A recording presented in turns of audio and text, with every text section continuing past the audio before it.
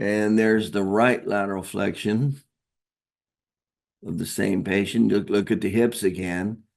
The hips are they're jacked the same way. So on left lateral flexion, their left hip was jacked up.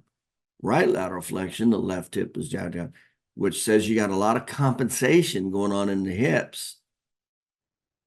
And then you look at the individual vertebra, 5, 4, 3, 2, 1. Okay. Got just a little bit of rotation. Just it should be rotate to the right. So the spinous process is just very, very little. And they're not at L3, L2, L1. So down low, we've got no rotation.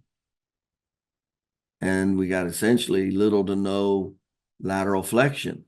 All the movement, all the lateral flexion tilting is coming from the hips. And that's very unusual. That last vertebra, it's very difficult to see that L4 on L5 because of the gas in there.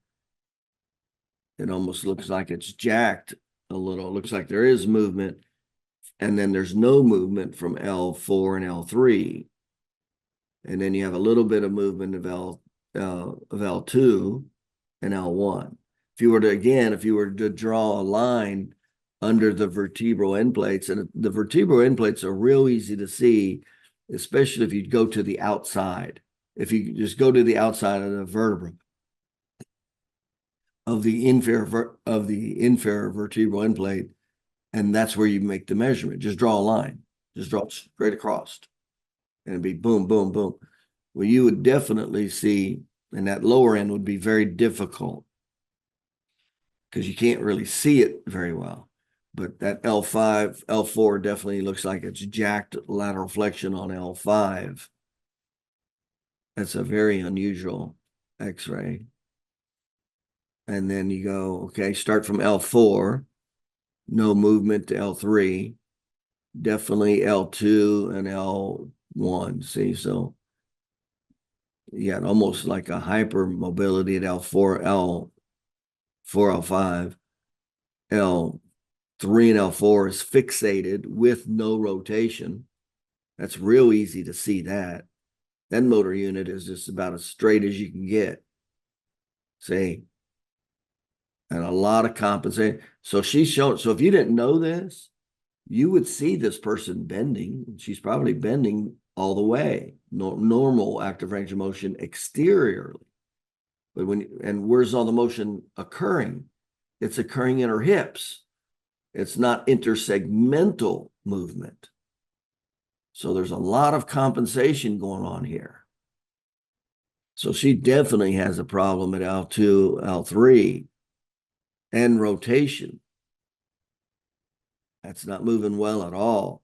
And of course, you already know if it stays like this and that compensation stays like this, all those intrinsic muscles are continually firing.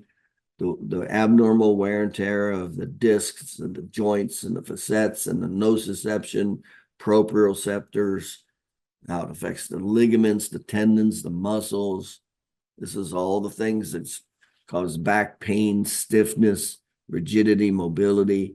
Usually it starts to affect them at the very end of overpressure, and then they stop doing that with their activities of daily living. Then it starts eating into the end of the active range of motion, and then that starts to decrease over time.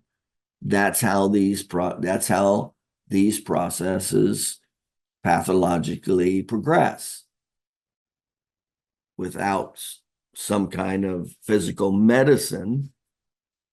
So this person probably is going to have a permanent problem, healed permanently wrong. They're going to need some type of regular chiropractic adjustment to help relieve the stress and increase the mobility, and all you're doing is you're decreasing the acceleration of the degeneration while helping the patient feel better and move better. If this is healed permanently like this. And that's what I tell them. It's exactly what I tell them, because that's exactly what's happening physiologically.